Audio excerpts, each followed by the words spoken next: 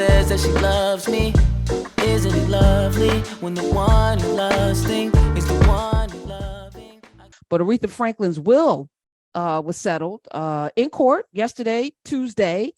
A Michigan jury, said that the will that was found in Aretha Franklin's couch is valid.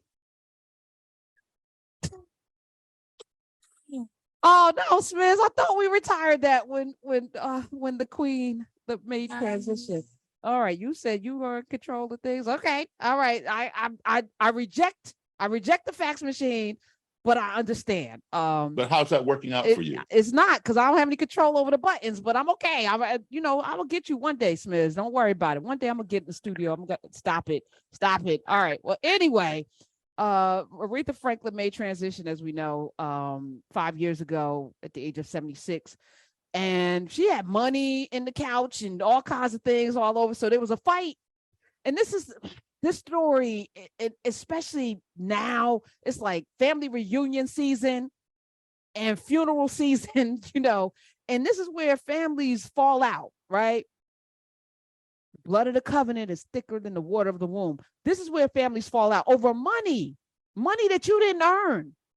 You fighting over grandma and pops and mama and papas and them's dollars that they worked for, and you didn't earn a damn dime, but y'all fighting and just fighting over property you didn't work to make sure that everybody had a roof over their heads. It is the most insane thing, and I'm sure it's not germane to just Black folk, but this is my experience because I've been Black my whole life. I ain't never been in nobody else's community to know whether this happens in other communities. Does this happen in other communities? I'm sure it does, because people be peopling. People are people wherever they be. You and I should get along so awfully. People are. So listen. Why did I go to Depeche Mode? Oh my goodness, I'm revealing some things about my listening habits. But Key Calf, first of all, why you name him Key Calf? But anyway, Key Calf Franklin and Edward Franklin were fighting with their brothers. It's four Franklins. And so they were fighting over their mother's estate, which at the time of her death was worth $80 million. So I'll just say that. They petitioned Key Calf and Edward that they were broke, didn't have any money, they needed money to live. So I was like, what were you doing before? Was mama just giving you money out the bra, out the couch, out her pocketbook that she always kept? And I understand, Aretha Franklin, why you kept your pocketbook. Karen Hunter will be walking around with a pocketbook everywhere. I don't care where I am from now on. That said, they were fighting, went to court.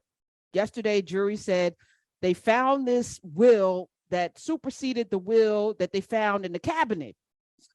The will in the cabinet, all handwritten, by the way. Nothing official, nothing filed, nothing typed. But the jury, because it's a Michigan, a lot of Detroit people like, yeah, get them brothers their money. Settled it yesterday. So the one is scribbled, handwritten, hardly decipherable scribbles found in the couch. The niece found it 2019. She was scouring the home for records and I'm sure coin. The lawyers for Key Calf and Edward said that the facts are that the 2014 papers that were found in a notebook in the couch cushions more superseded the 2010 version. And the only difference is that around royalties, music and copyright, which is huge, by the way. So she left $80 million 5 years ago. How much do you think is left? Anyone? Okay, you over there, raise your hand. How much do you think? No, that's not. Nope, it's not. Nope, it's not. 70 million. You in the back. What do you think, Smith? How much do you think? 10 million? Nope, you're wrong. $6 million. Holy shit! So that's where I want to and they're happy. Okay, so I'm gonna be transparent. So during the pandemic, y'all know I got double knee replacement. So before I went to the hospital, because sometimes people go into the hospital and they don't make it out because of anesthesia, infections, anything could happen. Buster Stories called me up the night before. We had a mighty prayer. I felt very confident after the prayer that I was going to survive the surgery. But you never know when you go in for something. I had a friend of mine in college go in for eye surgery and didn't come out. Pastor Waller, he was at Drew to become a minister, an amazing human being. And I spent many, many days talking with him. And I was so heartbroken when he didn't come home from the eye surgery. So I was like, I might die. I don't want to. I feel like I'm gonna be here 120 years. I feel like I got the spirit of Viola Fletcher coursing through my veins because I'm not having it. I'm here to fight as well. And I feel like that's what's keeping her so like, yes, I am going to stay here until I see justice. I feel the same way, but you don't know because tomorrow's not promised any of us. So we should live accordingly, right? So I made sure that I set up my estate. And I'm going to be transparent again. Part of me didn't want to do it because I said, once I put it down on paper, maybe that's going to make it happen.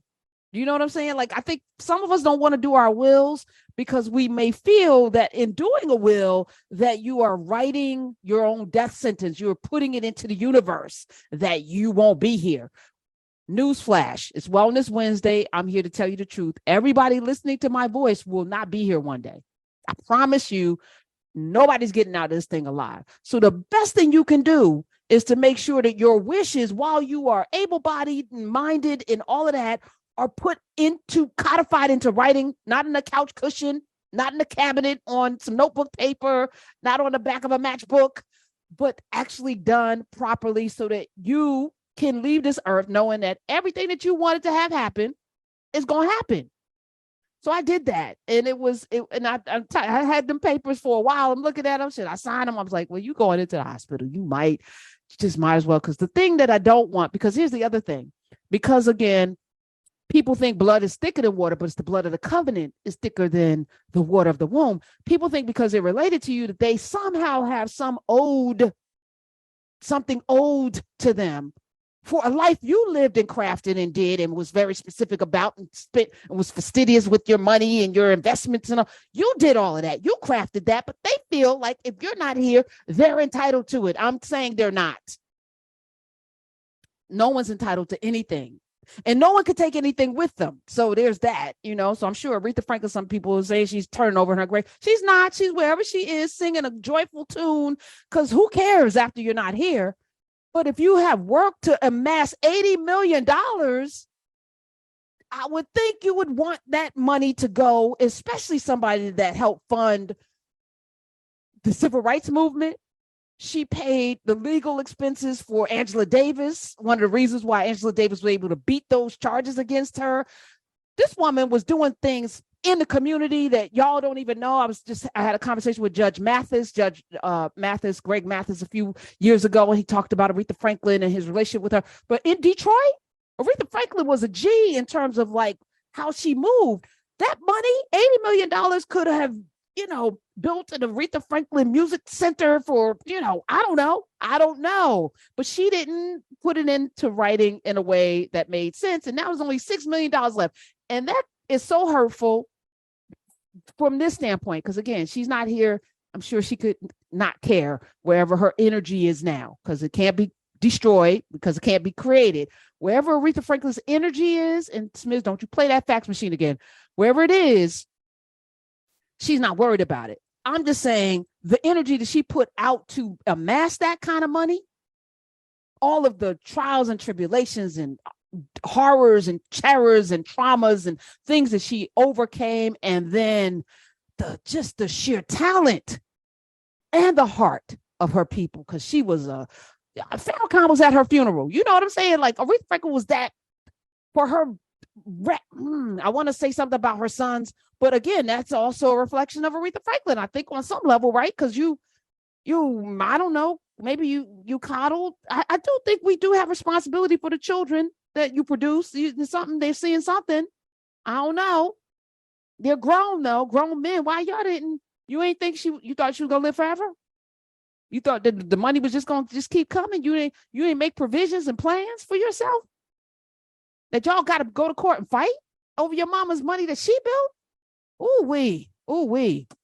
So 2 lessons here. Please take care of your estates. Those of you, I don't care how old you are. If you're 30, get great life insurance, because the younger you are, the cheaper it is. Get great life insurance. If you're young, if you're, retirement age, make sure you're invested well. But if you are also retired, make sure that you, put in writing clearly the way you want things to go. Because when you're not here, the last thing you want is for your family to be fighting over stuff that they didn't work for. Just being ugly, not talking to each other, because she let me, that was supposed to be my tiara. Those red bottoms were supposed to go to me because I had the same size shoe as mama. And and then y'all fighting at the repast. Can't even get through the repast. And who made the potato salad? Who invited John's wife? She brought the potato salad. It's got raisins in it. Come on now. Y'all invite. 866-801-8255. That could happen, though. That could happen.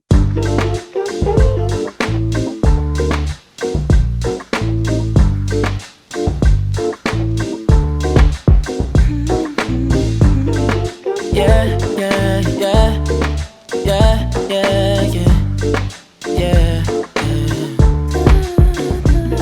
I run my fingers through her hair as she smiles and says that she loves me. Isn't it lovely when the one you love thing is